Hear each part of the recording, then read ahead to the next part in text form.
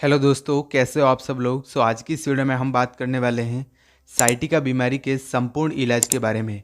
देखो, साइटिका बीमारी एक कॉमन प्रॉब्लम होती है जो कि मुख्य रूप से 50 साल से ऊपर के जो व्यक्ति होते हैं, यानी कि जो ओल्ड एज ग्रुप के लोग होते हैं, उनको प्रभावित करती है। लेकिन देखा जाए तो ये किसी भी एज ग्रुप के लोगों को प्रभावित कर सकती है। ये बीमारी 100 लोगों में से 20 लोगों में देखने को मिलती है। आज की इस वीडियो में हम साइटिका बीमारी के संपूर्ण इंट्रोडक्शन से लेकर उसके मेडिकल मैनेजमेंट और सर्जिकल मैनेजमेंट, यानी कि मेडिकल में कौन कौन सी ऐसी टैबलेट और इंजेक्शन दिए जाते हैं तथा सर्जरी में कौन कौन सी ऐसी सर्जरीज की जाती है साइटिका बीमारी को दूर करने के लिए। आज की इस वीडियो में हम इसी के बारे में डिटेल में डिस्कस करने वाले हैं। देखो, साइटिक एक नर्व होती है जो कि हमारे स्पाइनल कॉर्ड, यानी कि जो हमारे रीढ़ की हड्डी होती है, उसमें से निकलती है। ये संख्या में 2 होती है जो कि हमारे दोनों पैरों में एक एक परसेंट रहती है। अगर साइटिक नर्व में किसी प्रकार का प्रेशर बढ़ जाए या फिर इसमें किसी प्रकार की इंजरी हो जाए, ट्रॉमा हो, तो उस कंडीशन में साइटिक जो नर्व होती है उसमें बहुत ज़्यादा सीवियर पेन देखने को मिलता है। और यह पेन जो इफेक्टेड एरिया होता है, यानी कि जो हमारे स्पाइनल कॉर्ड में इफेक्ट होता है, तो यह लोअर जो हमारे पैर होते हैं, क्योंकि साइटिक नर्व एक एक हमारे पैरों में प्रेजेंट रहती है, तो उनमें बहुत ज़्यादा सीवियर पेन देखने को मिलता है। तो उस कंडीशन में हमें कौन कौन सी ऐसी टैबलेट और इंजेक्शन लेना चाहिए, आज की इस वीडियो में हम इसी के बारे में डिटेल में डिस्कस करेंगे। ये वीडियो मेडिकल स्टूडेंट या फिर जो स्टूडेंट क्लिनिक पर वर्क करते हैं, हॉस्पिटल में काम करते हैं, उनके लिए, सबके लिए बहुत ज़्यादा यूज़फुल होने वाला है। आज की इस वीडियो में साइटिक जो बीमारी होती है उसमें कौन कौन सी मेडिसिन दी जाती है, उन सभी मेडिसिन के पॉपुलर ब्रांड नेम के साथ साथ मेडिकल स्टोर पर किस नाम से मिलती है, इसमें क्या क्या कॉम्पोजिशन पाया जाता है, यानी इसमें क्या कंटेंट होता है, और मेनली इसके डोज के बारे में डिस्कस करेंगे, यानी कि जो मरीज होता है उसको कितनी मात्रा में यह टैबलेट का डोज देना चाहिए, उन सभी के बारे में आज की इस वीडियो में बात करेंगे। वीडियो बहुत ही यूज़फुल होने वाली है ऑल द मेडिकल स्टूडेंट्स जो क्लिनिक पर वर्क करते हैं, आरएमपी डॉक्टर है या फिर मेडिकल स्टूडेंट है। आगे बढ़ने से पहले वीडियो को लाइक कर देना। चैनल पर अगर पहली बार विजिट कर रहे हो तो चैनल को प्लीज़ सब्सक्राइब कर देना। चलिए वीडियो को शुरू करते हैं और सबसे पहले अपन देखते हैं व्हाट इज़ द साइटिका, यानी कि जो साइटिका बीमारी होती है वो क्या होती है, उसका general introduction Hindi plus English दोनों ही भाषा में हम आसान शब्दों में समझने वाले हैं। चलिए वीडियो को शुरू करते हैं। तो देखिए, साइटिका जो बीमारी होती है वो एक आम बीमारी है जो कि मुख्य रूप से 40% लोगों में देखी जाती है। यानी कि जो साइटिका बीमारी है वो अगर 100 व्यक्ति है तो 40 लोगों में यह बीमारी देखी जाती है।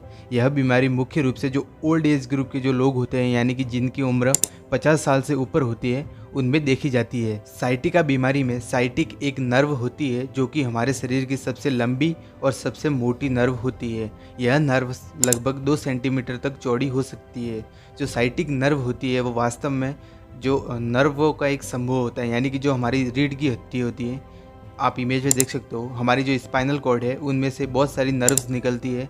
तो जो 5 नर्व्स ये आप इमेज में देख सकते हो कुछ इस प्रकार की होती हैं, जो कि आगे चलकर एक समूह में विकसित हो जाती है, जो कि साइटिक नर्व का निर्माण करती है। यह संख्या में 2 होती है जो कि दोनों पैरों में एक एक प्रेजेंट होती है। ये जो छोटी छोटी नर्व्स होती है जो कि स्पाइनल कॉर्ड से निकलती है, यानी कि जो रीढ़ की हड्डी से निकलती है, जो कि आगे चलकर ये सभी मिलकर जो साइटिक नर्व होती है उसका निर्माण करते हैं। साइटिका बीमारी में क्या होता है कि यह जो बीमारी होती है साइटिका, यहाँ ये जो नर्व्स होती है जो कि स्पाइनल कॉर्ड्स में से निकलती है, उनको साइटिका प्रभावित करती है। ये किसी इंजरी के कारण हो सकती है, ट्रॉमा के कारण हो सकती है, या फिर अन्य कोई कारण हो सकते हैं, जैसे कि हर्निएटेड डिस्क, स्पाइनल स्टेनोसिस। इन कंडीशन में यह प्रॉब्लम अराइज हो सकती है।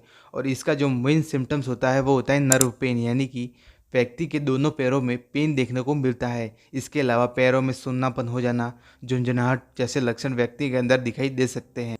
नेक्स्ट वीडियो में आगे बढ़ते हैं और आगे अपन देखते हैं कोजेज ऑफ साइटिका, यानी कि जो साइटिका बीमारी होती है जो कि मुख्य रूप से जो ओल्ड एज ग्रुप के जो लोग होते हैं उनमें देखी जा सकती है। तो उसके होने के क्या क्या कारण होते हैं और कौन कौन से ऐसे रिस्क फैक्टर होते हैं जिसकी वजह से इसके होने की संभावना बहुत ज़्यादा बढ़ जाती है। वैसे तो देखा जाए तो इसके बहुत ज़्यादा कारण होते हैं, 100 से भी ज़्यादा कारण है जिनकी वजह से ये साइटिका जो नर्व पेन की जो प्रॉब्लम होती है जो व्यक्तियों में देखी जा सकती है। लेकिन आज की इस वीडियो में हम जो मेन कोज होते हैं, मेन कारण होते हैं, उनके बारे में ही आज की इस वीडियो में हम बात करने वाले हैं। सबसे पहले जो हमारा कारण होता है वो होता है हर्निएटेड डिस्क।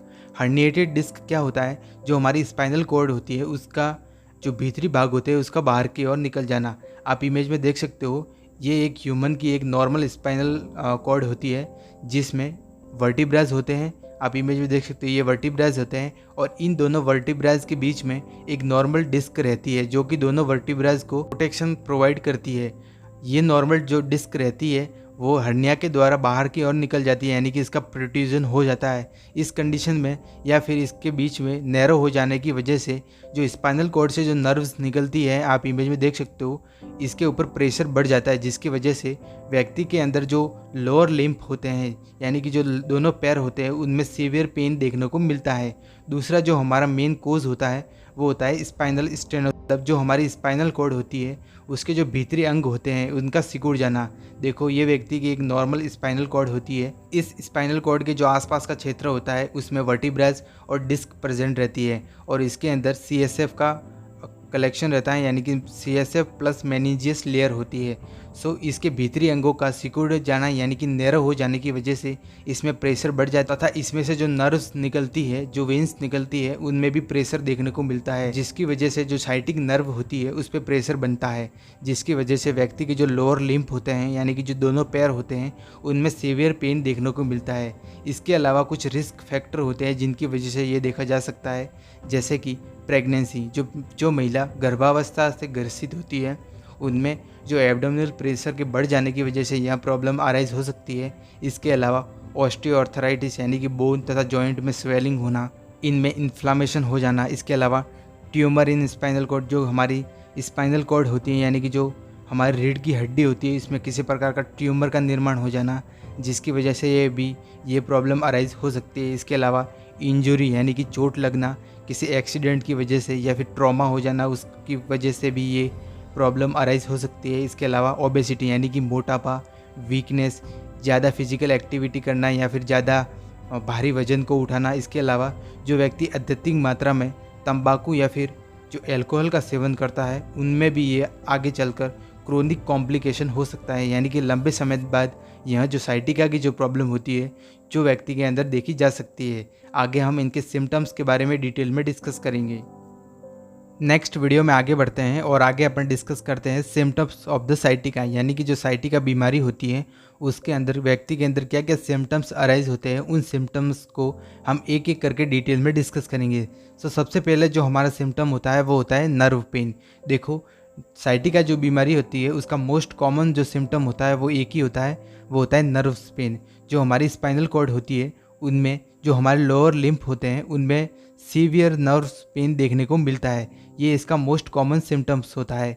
इसके अलावा पैरों में झुंझुनाहट होना, पैरों में सुई चुभने जैसा महसूस होना, नंबनेस यानी कि पैरों का सुन्न हो जाना, मांसपेशियों में कमजोरी या फिर in the severe cases loss of urine and bladder control, यानी कि सीवियर कंडीशन में व्यक्ति के अंदर यूरिन पर कंट्रोल नहीं रहता तथा ब्लैडर पर भी कंट्रोल नहीं रहता।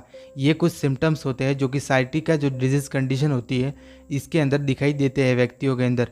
नेक्स्ट वीडियो में आगे बढ़ते हैं और आगे अपन डिस्कस करेंगे ट्रीटमेंट ऑफ द साइटिका, यानी कि जो साइटिका बीमारी होती है उसके अंतर्गत डॉक्टर द्वारा ऐसी कौन कौन सी मेडिसिन या फिर इंजेक्शन होते हैं जो कि प्रिस्क्राइब किए जाते हैं। उन सभी इंजेक्शंस को और टैबलेट को हम एक एक करके डिटेल में डिस्कस करेंगे।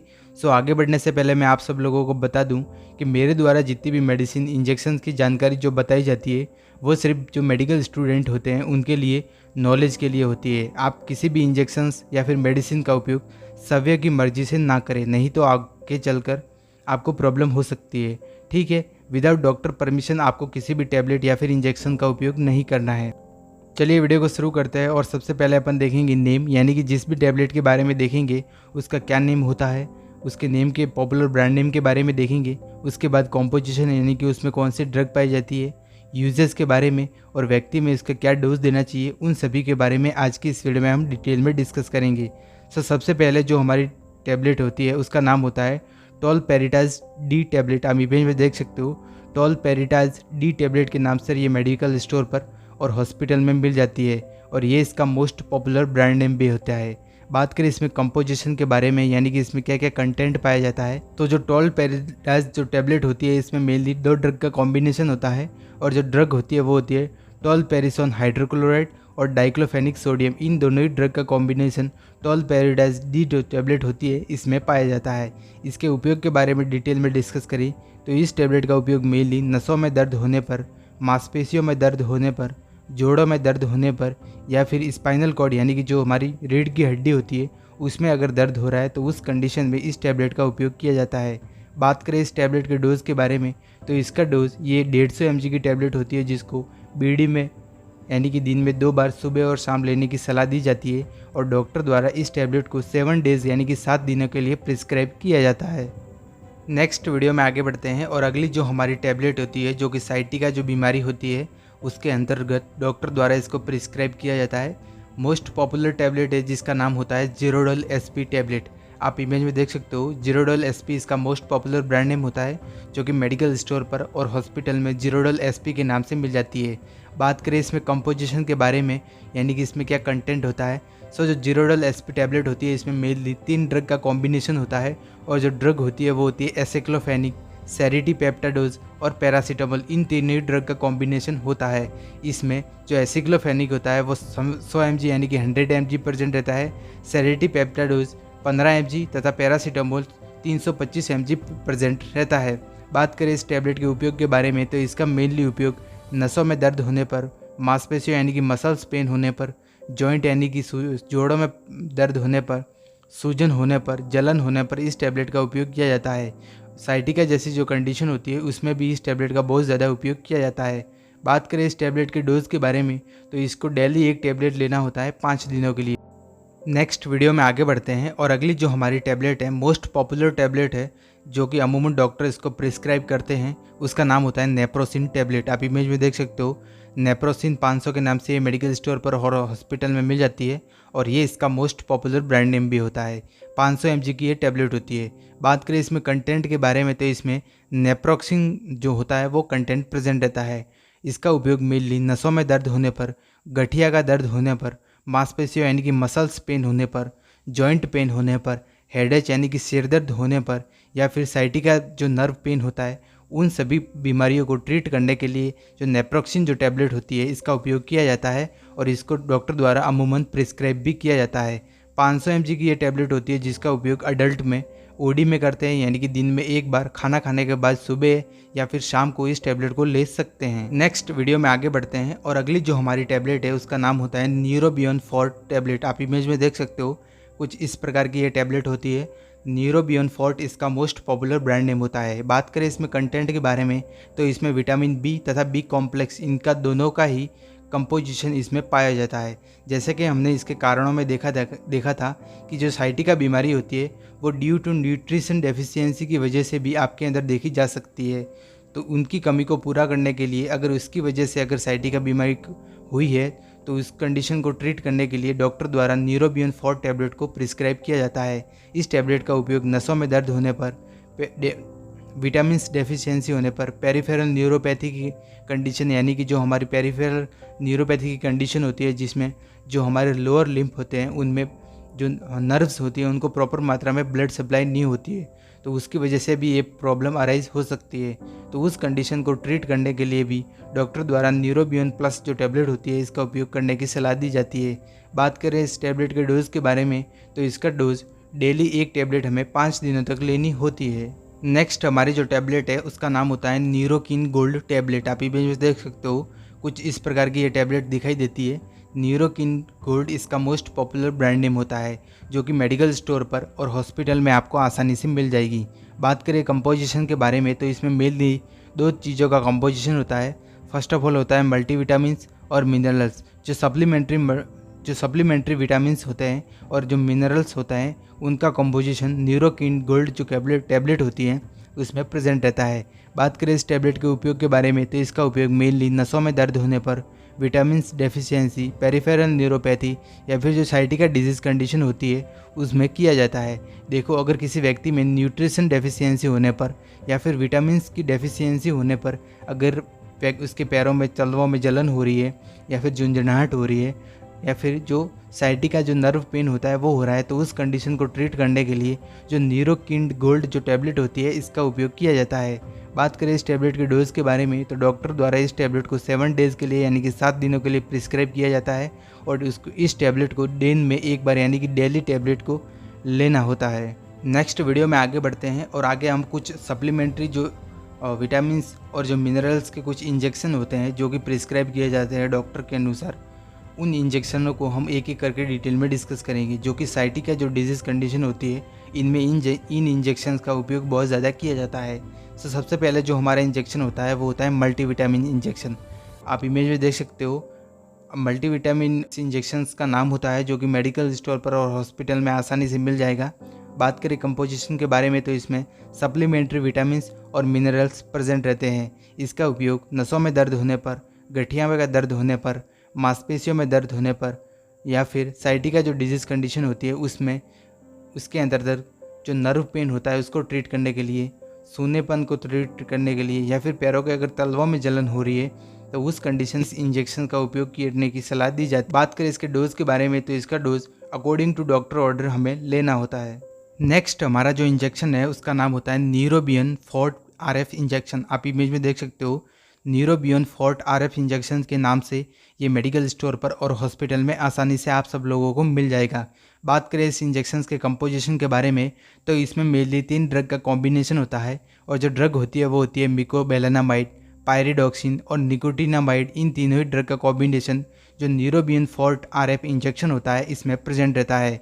बात करें इस इंजेक्शंस के उपयोग के बारे में तो इस इंजेक्शंस का उपयोग मेनली नसों में दर्द होने पर, पैरों में दर्द होने पर, मांसपेशियों यानी कि मसल्स पेन होने पर, साइटिका डिजीज़ कंडीशन के अंतर्गत जो तलवों में जलन होती है, बर्निंग सेंसेशन होता है, उन सभी बीमारियों को ट्रीट करने के लिए जो न्यूरोबियन फोर्ट आरएफ इंजेक्शन होता है उसे डॉक्टर द्वारा प्रिस्क्राइब किया जाता है। बात करें इस इंजेक्शंस के डोज के बारे में तो इसका dose according to doctor order इस इंजेक्शंस को वीक में एक बार यानी कि सप्ताह में एक बार इस इंजेक्शन को लगाने की सलाह दी जाती है। आगे हम साइटिका बीमारी की जो सर्जिकल मैनेजमेंट होता है उसके बारे में हम डिटेल में डिस्कस करेंगे। नेक्स्ट वीडियो में आगे बढ़ते हैं और आगे अपन डिस्कस करेंगे surgical management of the sciatica, यानी कि अगर साइटिका का ट्रीटमेंट डॉक्टर द्वारा प्रिस्क्राइब की गई मेडिसिन्स और इंजेक्शंस के द्वारा उसे ट्रीट नहीं किया जाता है, अगर वह व्यक्ति में सही नहीं होता है तो उस कंडीशन में डॉक्टर द्वारा उन्हें सर्जरी से ट्रीट किया जाता है, यानी कि उसके ऊपर सर्जरी की जाती है।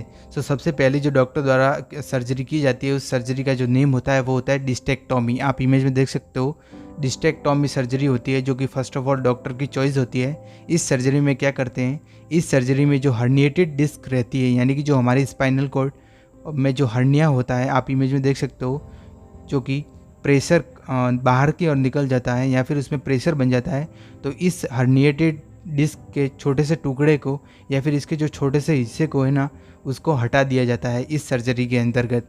दूसरी जो हमारी सर्जरी होती है उसका नाम होता है लेमिनेक्टोमी। आप इमेज में देख सकते हो, कुछ इस प्रकार की ये सर्जरी होती है लेमिनेक्टोमी। इस सर्जरी में जो हमारी प्रत्येक वर्टिब्रेज होती है उसके पीछे वाले भाग में स्थित होती है जिसे लेमिना कहा जाता है। लेमिना वाले जो हिस्सा होता है आप इमेज में देख सकते हो, जो कि हमारी वर्टिब्रेज के ऊपर वाला हिस्सा होता है उसको हटा दिया जाता है। सो गाइस, उम्मीद करता हूँ मैंने जितनी भी साइटिका बीमारी के ट्रीटमेंट के बारे में तथा इंट्रोडक्शंस के लेकर मेडिकल मैनेजमेंट और सर्जिकल मैनेजमेंट के बारे में आपको डिटेल में डिस्क्राइब किया है। जितनी भी मेडिसिन के बारे में डिटेल में डिस्क्राइब किया है वो आपको समझ में ही होगी। वीडियो अगर पसंद आई हो तो वीडियो को लाइक कर देना। चैनल पर अगर पहली बार विजिट कर रहे हो तो चैनल को प्लीज़ सब्सक्राइब कर देना। हम मिलते हैं किसी न्यू और एजुकेशन वीडियो में, तब तक के लिए जय हिंद, जय भारत।